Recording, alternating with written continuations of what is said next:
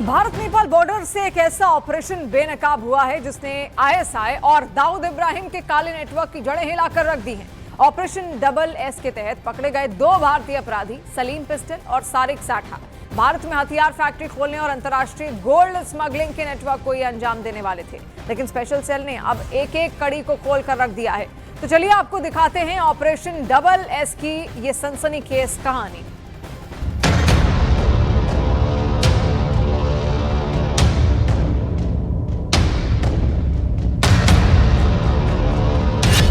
Bharat Nepal border पर secret network का पर्दाफाश।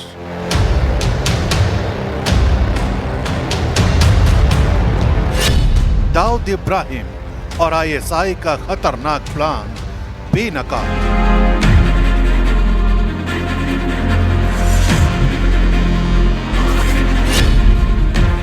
सलीम पिस्टल और सारिक साठा की सनसनीखेज साजिश।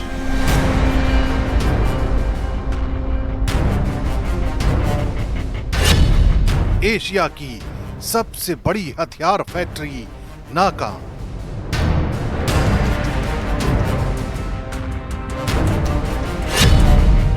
गोल्ड स्मगलिंग और अवैध हथियारों वाली चाल बेपर्दा।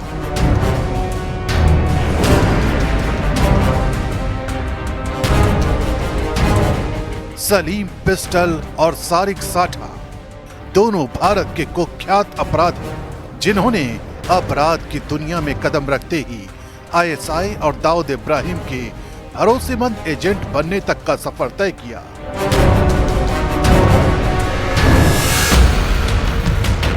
सलीम पिस्टल, जिसे एशिया का सबसे बड़ा अवैध हथियार का सौदागर कहा जाता है, भारत नेपाल बॉर्डर पर हथियार फैक्ट्री खोलने की तैयारी में था। सुरक्षा एजेंसियों की निगरानी में प्लान एस की पूरी मॉडस ऑपरेंडी सामने आई है। जानकारी के मुताबिक दोनों को मोटा पैसा दिया गया था।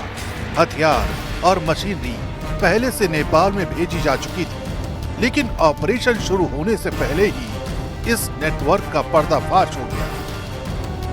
पाकिस्तान आईएसआई और अंडरवर्ल्ड डॉन दाऊद इब्राहिम की शह पर भारत नेपाल बॉर्डर पर अवैध हथियारों की सबसे बड़ी फैक्ट्री खोलने की प्लानिंग रची जा रही थी और इस प्लानिंग को रचने का जिम्मा दो भारतीय एजेंटों सारिक साठा और सलीम पिस्टल को सौंपा गया था। लेकिन उससे पहले ही भारत नेपाल बॉर्डर से दिल्ली पुलिस की स्पेशल सेल सलीम पिस्टल को गिरफ्तार कर लेती है और पाकिस्तान आईएसआई और डी कंपनी का ये प्लान फेल हो जाता है। जांच में पता चला है कि सलीम पिस्टल पाकिस्तान में आईएसआई से संपर्क में था। दुबई में सलीम पिस्टल ने सारिक साठा से मुलाकात की, जो आईएसआई के लिए काम करता है। दोनों ने मिलकर भारत में हथियारों और गोल्ड की अंतर्राष्ट्रीय तस्करी का नेटवर्क तैयार किया। सारिक साठा उत्तर प्रदेश का एक कुख्यात अपराधी है जो फिलहाल दुबई में बताया जाता है। सलीम पिस्टल ने सुरक्षा एजेंसी के सामने अपने कबूलनामे में इस बात का खुलासा किया है कि दुबई में उसकी सारिक साठा से मुलाकात होती है। यह मुलाकात पाकिस्तान आईएसआई के इशारे पर होती है और दोनों मिलकर गोल्ड स्मगलिंग के धंधे से जुड़ जाते हैं। सलीम ने कबूल किया कि पाकिस्तान से हथियार नेपाल के वीरगंज तक पहुंचते थे। वहां से भारत में दिल्ली, उत्तर प्रदेश और बिहार तक सप्लाई होती थी। इस नेटवर्क में दुबई, थाईलैंड और कंबोडिया के ठिकाने भी शामिल थे। लेकिन सुरक्षा एजेंसियों ने नेटवर्क को धराशायी कर दिया और बड़ी तस्करी को ब्रेक कर दिया। सलीम पिस्टल की गिरफ्तारी के वक्त उसके पास नकली पासपोर्ट, सैटेलाइट फोन और विदेशी करेंसी मिली। जांच एजेंसियों के मुताबिक उसने 15 सालों में कई करोड़ रुपए की अवैध कमाई की। उसका गोल्ड स्मगलिंग नेटवर्क भी एक्टिव था। म्यूल्स और हवाला के जरिए भारत में पैसा भेजा जाता था। भारत नेपाल बॉर्डर से जिस वक्त सलीम पिस्टल को गिरफ्तार किया गया था, उसके कब्जे से फर्जी पासपोर्ट के अलावा एक सैटेलाइट फोन भी बरामद किया गया था। सूत्र बताते हैं कि इसी सैटेलाइट फोन के जरिए वो पाकिस्तान आईएसआई ऑपरेटिव्स के लगातार संपर्क में था।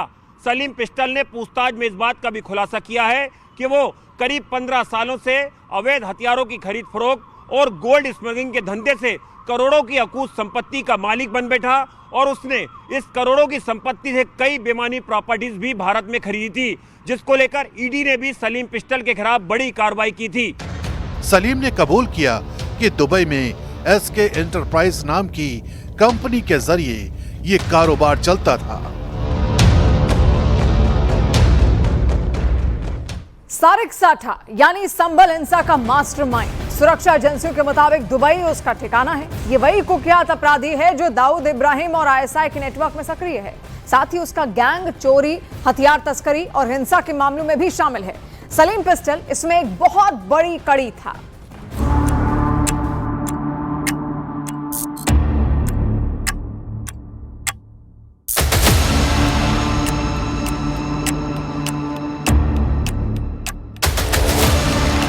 सलीम पिस्टल का कबूलनामा दिखाता है कि वो शुरुआती दौर से ही अंतर्राष्ट्रीय अपराध नेटवर्क में शामिल था। उसके मुताबिक 2008 में प्रगति मैदान में ऑटो एक्सपो के दौरान पाकिस्तान से आए रिश्तेदारों से उसकी मुलाकात हुई। धीरे धीरे हथियारों, नकली नोटों और अंतर्राष्ट्रीय गोल्ड तस्करी तक उसका दायरा बढ़ा। लाहौर में उसने नामी गैंगस्टरों और हथियारों को देखा और बहन शाहजहां के जरिए साबिर भट्टी से संपर्क किया। फर्जी पासपोर्ट के सहारे वो बैंकॉक और कंबोडिया की यात्राएं करता, जिससे ये साफ पता चलता है कि उसका नेटवर्क बेहद संगठित और खतरनाक था। सलीम पिस्टल ने हथियारों की सप्लाई का पूरा ब्यौरा दिया है। उसकी दी गई जानकारी के मुताबिक पाकिस्तान से पिस्टलें वेल्डिंग मशीन या मशीन स्पेसिमेन में छिपाकर air cargo route Karachi Bangkok, Kathmandu या कराची, दोहा काठमांडू के जरिए भेजी जाती थी। काठमांडू में दीपक गुरुंग नाम का शख्स कस्टम क्लियरेंस का काम करता था और फिर पिस्टलों को बीरगंज से साइकिल चलाने वालों के जरिए रक्सौल तक पहुंचाया जाता था। वहां से सलीम टैक्सी या बस से पिस्टलें दिल्ली लाता था।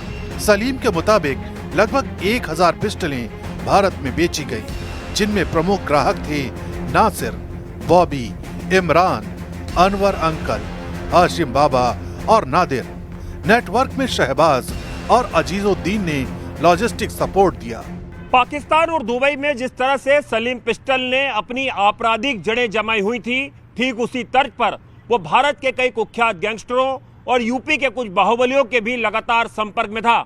सुरक्षा एजेंसियों के सूत्र बताते हैं कि भारत के कई गैंगस्टर और यूपी के कुछ बाहुबलियों को सलीम पिस्टल ने पाकिस्तान से आने वाली उम्दा क्वालिटी की हथियारों की खेप लगातार पहुंचाई। यही वजह है कि सेंट्रल एजेंसियां लगातार सलीम पिस्टल से पूछताछ में जुटी हुई हैं। सन 2016 से 2018 के बाद सलीम ने हथियारों के साथ साथ गोल्ड स्मगलिंग का भी कारोबार शुरू किया। बैंकॉक में उसने थाई नागरिकों से संपर्क किया जो सोना खास पैकिंग बॉक्स में छिपाकर भारत भेजता था। सलीम के कबूलनामे के मुताबिक हर 1 किलो सोने पर उसे 4 लाख रुपए का मुनाफा मिलता था, जिसमें से 56,000 नफीस और 1 लाख आजाद को जाते थे। म्यूल्स यानी मानव वाहक सोना निकलकर या शरीर और किसी दूसरे सामान में छिपाकर भारत लाते थे। वो समय समय पर कंबोडिया जाता और वहां वीजा एक्सटेंशन करवाता था। इस तरह से अंतर्राष्ट्रीय नेटवर्क सलीम और उसके सहयोगियों के जरिए ऑपरेट किया जाता था।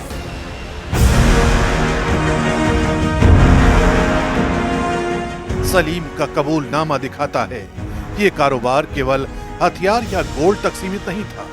पाकिस्तान और नेपाल में संपर्क, दुबई ठिकाना और स्थानीय एजेंट इसे अंतर्राष्ट्रीय स्तर तक फैलाते थे। सलीम और अजीजुद्दीन ने भारत में हथियार सप्लाई के लिए बड़े पैमाने पर लॉजिस्टिक सिस्टम तैयार किया। उनके साथ ही शहबाज ने पाकिस्तान में रिश्तेदारों की मदद से नेटवर्क चलाया। सुरक्षा एजेंसियों का ये कहना है कि नेटवर्क अब भी एक्टिव हो सकता है। सलीम की गिरफ्तारी से ही उसका एक हिस्सा खुला है, लेकिन इसकी जड़ें बेहद गहरी और खतरनाक है।